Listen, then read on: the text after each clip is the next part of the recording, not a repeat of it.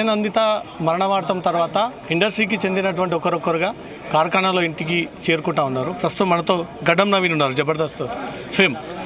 మీకు లాస్యనందితకి ఏంటి, ఏమన్నా దగ్గర సంబంధాలు ఉన్నాయా? దగ్గర సంబంధాలు అంటే వాళ్ళ డాడీ నుంచి మాకు సంబంధాలు ఉన్నాయి, సాయన దగ్గర నుంచి చాలా ఏళ్ళ నుంచి. ఎందుకంటే ఆయన ఎప్పుడు ఎమ్మెల్యేగా ఎక్కువ మటుకు గెలిచిన ఎమ్మెల్యే మా కంటోన్మెంట్లో ఆయన్నే.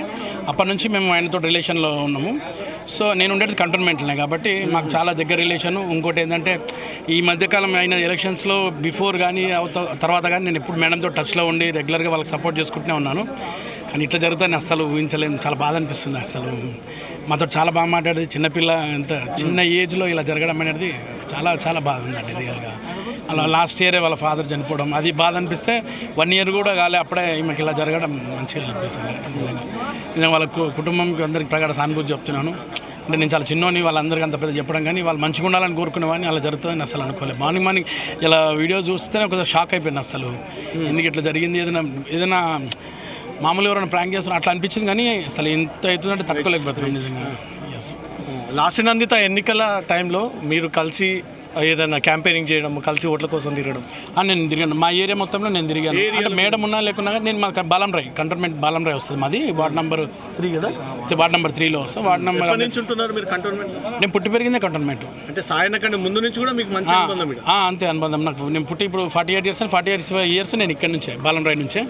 సో అప్పటి నుంచి అనుబంధం. సాయన్న అప్పుడు తెలుగుదేశం ఉన్నప్పటి నుంచి తిరుగుతున్నాం అన్నెంబడ. ఎప్పుడు మంచి వాళ్ళు చాలా, అసలు వీళ్ళు ఎవరికి జోలి ఎవరు అసలు ఎంత బాగుంటారు అంటే వాళ్ళు అంత మంచి ఉంటారు. ఎవరికి హాని చేసిన వాళ్ళు గారు, వాళ్ళకే ఇలా జరిగిందంటే బాధ అనిపిస్తుంది. అసలు ఏ కాంట్రవర్సీలు కూడా ఉండరు వీళ్ళు, అంత మంచి. వీళ్ళకు మేమైతే మనస్ఫూర్తిగా వచ్చి మద్దతు ఇస్తాం, అంతేగాని ఎలాంటి అందరిలాగా ఆశలు లేవు మాకు. వీళ్ళు బాగుండాలి, వీళ్ళ ఫ్యామిలీ బాగుండాలి, అందరిని బాగా చూస్తారు కాబట్టి వీళ్ళు మంచిగా ఉండాలని కోరుకుంటున్నాం కాబట్టి.